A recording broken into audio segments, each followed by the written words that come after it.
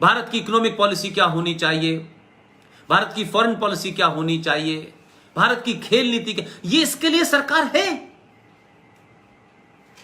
लेकिन मेरे और आपके जीवन में जो सबसे बड़ा काम होता है, जिससे हम डायरेक्ट कनेक्ट होते हैं, वो है लॉ एंड ऑर्डर। तो हम जब केंद्र सरकार को चुनते हैं तो ये मान के चलते हैं कि केंद्र सरकार को हमने चुन दिया, वोट दे दिया। अब केंद्र सरकार की जिम्मेदारी है कि वो ये देखे कि बंगाल के अंदर अगर एक वर्ग के लोगों को मारा जा रहा है, सताया जा रहा है, आसाम में एक लोगों को मारा जा रहा है, कश्मीर में एक प्रकार के जाति के और धर्म के लोगों को मारा जा रहा है, तो हम ये कह के छोड़ दें कि ये राज्य सरकार की जिम्मेदारी है।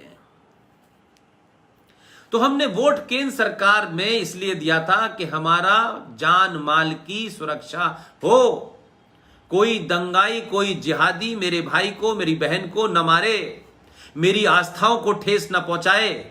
हमने ये सोच के नहीं दिया था कि हम यूपी में रहेंगे तो यूपी की सरकार का जिम्मेदारी है वो हमें हमारे साथ कानून का काम करे न करे, वो आसाम की सरकार है, वो कश्मीर की सरकार है, वो केरल की सरकार है। तो मैं ये मानता हूं कि ये जो लॉ एंड ऑर्डर कह करके कि ये राज्य सरकार का काम है, भाई इसमें हम कुछ नहीं कर सकते, इसलिए आप उस वक्त तक पिटते रहिए, क्योंकि केंद्र सरकार के विपरीत विचारधारा की सरकार अगर बंगाल में है, केरल में है, कश्मीर में है, तो आपको पिटते रहना है। जिस आदमी ने लोकसभा में नरेंद्र मोदी की सरकार को और अमित शाह को वोट दिया है, वो इसलिए पिटे कि लॉ एंड ऑर्डर उनके हाथ में नहीं है।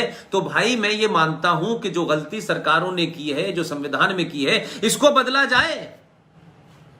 अगर जिहादी कोई सरकार ये तय कर ले, जैसे कश्मीर ने तय कर लिया था, जैसे केरल में कुछ हो रहा है, जैसे बंगाल में कुछ हो रहा है, जैसे आप आज देख रहे हैं कि एक विपरीत मानसिकता की सरकार राजस्थान में है, तो राजस्थान में अगर किसी हिंदू की कुल्हाड़ी से हत्या की जा रही है, उसके रिश्तेदार दिल्ली में किससे शिकायत करें?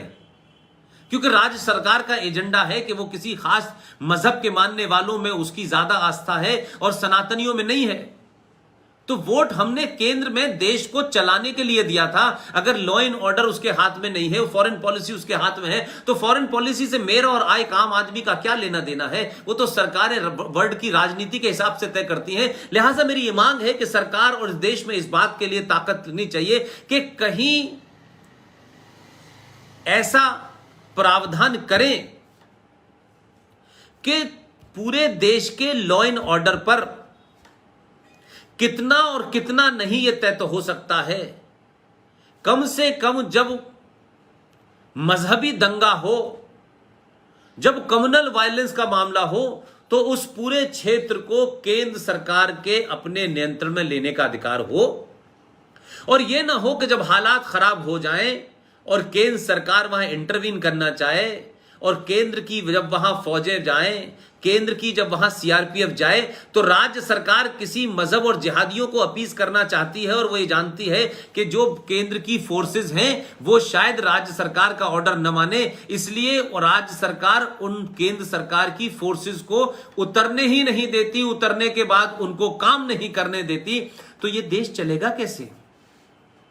अगर बंगाल की सरकार यह तय कर ले कि यहां पर बांग्लादेशी मुसलमान को सेटल कर देना है और यहां उनके रहने से उसकी सरकार बनेगी, तो भारत का एक राज्य बाहर चला गया। आज केरल की क्या स्थिति है, आज कश्मीर की क्या स्थिति है।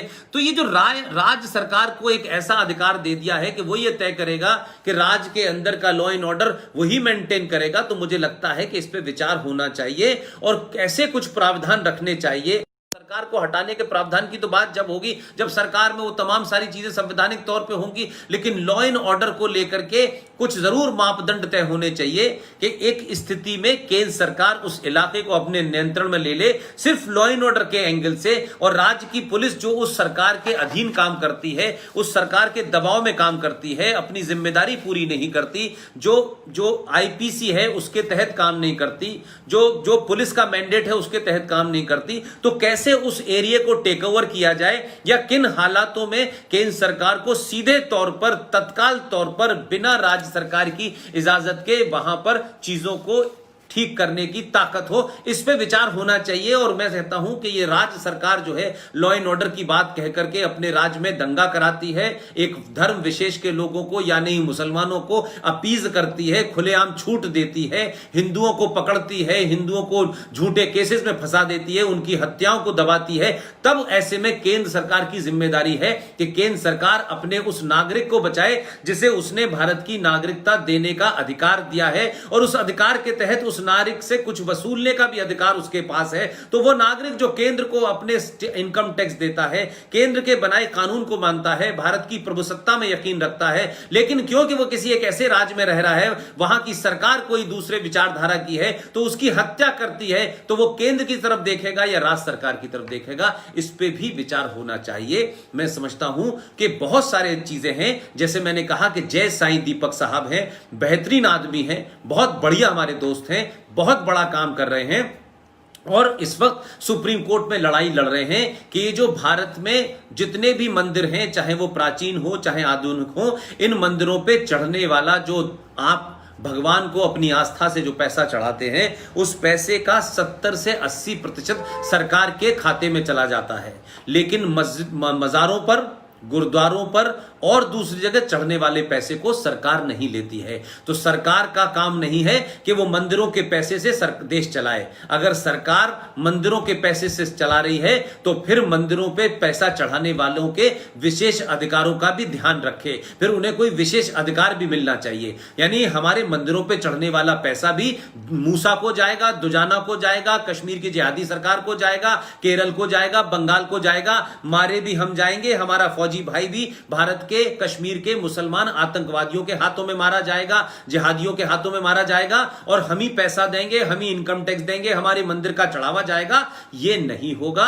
सुप्रीम कोर्ट में जय साईं दीपक इसका केस लड़ रहे हैं। मुझे पूरी उम्मीद है कि वो इसमें उनको सफलता मिलने वाली है।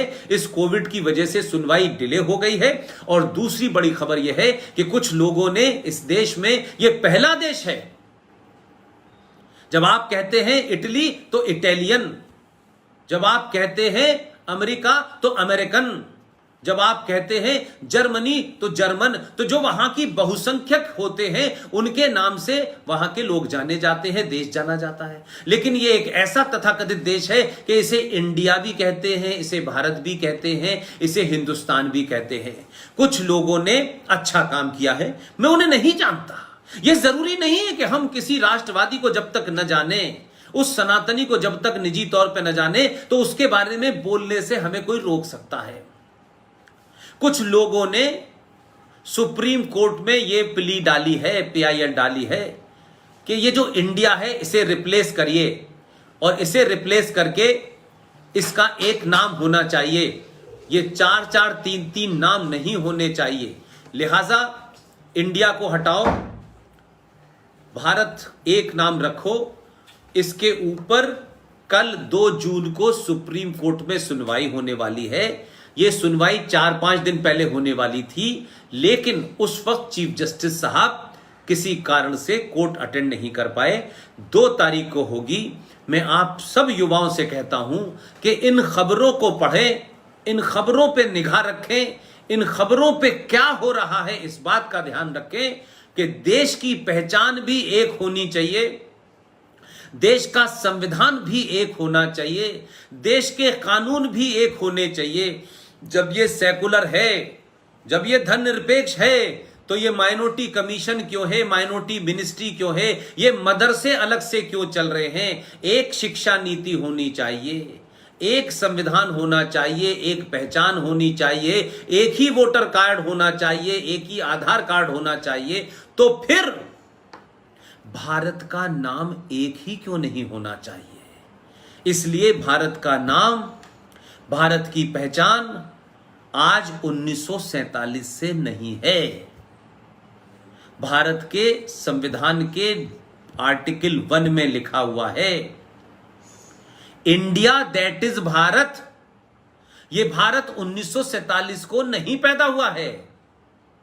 यह भारत हजारों लाखों साल पुरानी संस्कृति का नाम है। भारत एक जीता जागता पुरुष और महापुरुष है। ये किसी भूभाग का टुकड़े का नाम नहीं है। ये जीवित संस्कृति और संस्कारों और आदर्श और मूल्यों का नाम ही भारत है। हम जब भारत कहते हैं तो उसमें छत्रपति शिवाजी भी मौजूद हैं, उसमें वीर सावरकर भी मौजूद हैं, उसमें सुभाष चंद्र बोस भी मौजूद हैं, उसमें हजारों लाखों वो लोग, अनगिनत लोग मौजूद हैं जिन्होंने भारत को भारत बनाने से बाहर के आक्रांताओं से लड़ाई लड़ी थी। ये भारत गांधी जी और नेहरू जी जैसे लोगों की देन नहीं है। इन्होंने तो देश को गिरवी रख करके, भीख मांग करके ट्रांसफर में प्राइम मिनिस्टरशिप ली है। इन्होंने तो 1943 में जिस आदमी ने अंग्रेजी हुकूमत की चूल्हे हिला दी थी, उस आदमी का सौदा किया जिसने यूनाइटेड भारत को आजाद घोषित किया, प्रधानमंत्री का भी पद की घोषणा कर दी, बैंक भी जारी कर दिया, करेंसी भी जारी हो गई, फौज भी थी। दलालों ने उस आदमी को 47 आते आते समाप्त कर दिया और ट्रांसफर ऑफ पावर में मिली भीख से अंग्रेजों की चापलूसी की और आजाद भारत का गवर्नर जनरल माउंटबेटन भी बना रहा। यह अलग बात है कि माउंटबेटन से उनके क्या रिश्ते थे, यह जग जाहिर है। इस इतिहास को कूड़ेदान में डालिए। इस इतिहास को लिखने वाले लोग भी अब कूड़ेदान में चले गए हैं। उनके वंशज आज भी उसी मानसिकता से भारत के अंदर राज करना चाहते हैं। ये वही भारत के पहले प्रधानमंत्री हैं कि जिस कमेटी के वो चेयरमैन थे, जो कमेटी ये तय करती थी कि भारत रत्न किसको दिया जाए, उन्होंने खुद ही चेयरमैन होते हुए अपने आप को भारत रत्न दे लिया और खुद ही अपना प्रोफाइल लिख के राष्ट्रपति को भेज दिया कि मुझे इन कारणों से मिलना चाहिए। आज वो लोग सत्ता जाने से बौखलाए हुए हैं। आप लोग युवा हैं, आप किसको वोट दें इसमें मेरा कोई इंटरेस्ट नहीं।